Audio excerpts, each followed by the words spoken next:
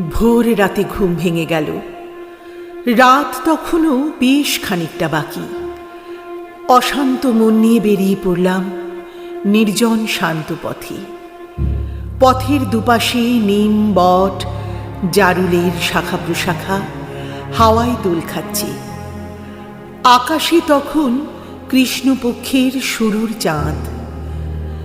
চারপাশে কেমন যেন এক ভৌতিক বাতাবরণ। ভালো লাগছিল হাঁটতে। হঠাৎই দূরে আগুনের লাল শিখা চোখে পড়ল। দ্রুত এগিয়ে গেলাম। দেখি কে যেন আগুন জ্বেলেছে বর্ণপরিচয়ের স্তূপে। দাউ দাউ করে জ্বলছে আমার ছোটবেলার আত্মপরিচয়পত্র। দৌড়ে গিয়ে আধপোড়া কয়েকটি পৃষ্ঠা বুকে চেপে ধরি।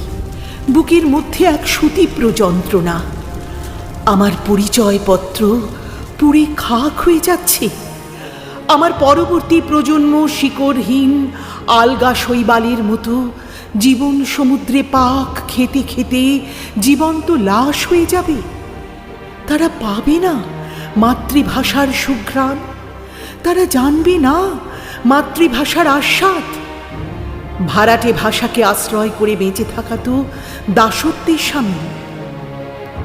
বিষণ্ণ মনে এগিয়ে চলি। হঠাৎই অন্ধকার ভেদ করে দূরে দৃষ্টি যায়। খাটো ধুতি, ফতুয়া, ঘাড়ে চাদর, খর্বাকার এক বৃদ্ধ হেঁটে চলেছেন। অস্পষ্ট, তবু তাঁর ঋজু ভঙ্গি ও দৃপ্ত পদক্ষেপ ভীষণ স্পষ্ট। দূরত্ব কমতেই আমার সমস্ত শরীরে শিহরণ জাগল। আমার সামনে যিনি পথ চলছেন তিনি আর কেউ নন, বিদ্যাসাগর।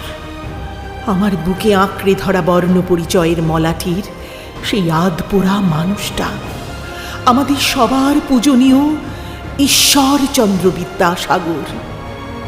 খুব ইচ্ছে হলো পা ছুঁয়ে প্রণাম করি, সাহসে কুলালো না। হঠাৎই বজ্র নিনাদ কণ্ঠস্বরে আমাকে জিজ্ঞাসা করলেন, তোমার বুকে বর্ণ পরিচয়ের আধপোড়া অবশেষ দেখছি, তুমি কি বাঙালি সন্তান? কম্পিত স্বরে উত্তর দিলাম, হ্যাঁ। তিনি আবারও প্রশ্ন করলেন, আমাকে চেনো? আবারও কাঁপা গলায় উত্তর দিলাম, হ্যাঁ। তারপর অনেক কষ্টে সাহস সঞ্চয় করে প্রশ্ন করলাম আমি, আপনি কেমন আছেন? খাদে নেমে গেল তাঁর কণ্ঠস্বর। হয়তোবা কান্না মেশানো ছিল তাতে। বললেন, বড় কষ্টে আছি বাছা। আমার মেয়েরা আজ নির্যাতিতা। মা বোনের রক্তে ভেজা মাটি ভীষণ কাঁদে।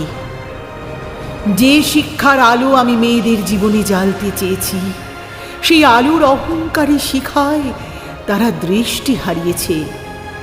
শিক্ষার সেই আলো লক্ষ প্রদীপের দীপাবলি হয়ে উঠতে পারেনি আজও। আমার শিশুরা আজ বিদেশি ভাষার মোহে দিকভ্রষ্ট। আমার বর্ণ পরিচয় আজ অবহেলিত। ভালো থাকবো কি করে বলতে পারো? আমার মনের প্রতিটি কোষে কোষে সেই প্রশ্ন অবিরত পাক খেতে থাকলো। ভালো থাকবো কি করে বলতে পারো? ভালো থাকবো কি করে বলতে পারো? অনেক কথা বলতে চাইলাম, সব কথা যেন গলার কাছে জমাট বাঁধল। অবশেষে জানতে চাইলাম, আপনি কি অভিমানী বর্ণপরিচয়ের স্তূপে আগুন? আমার কথা শেষ না হতেই সম্মতি জানিয়ে মাথা নাড়লেন তিনি। তারপর আবার হাঁটতে শুরু করলেন। বললাম, আজ আমার ঈশ্বর দর্শন হলো।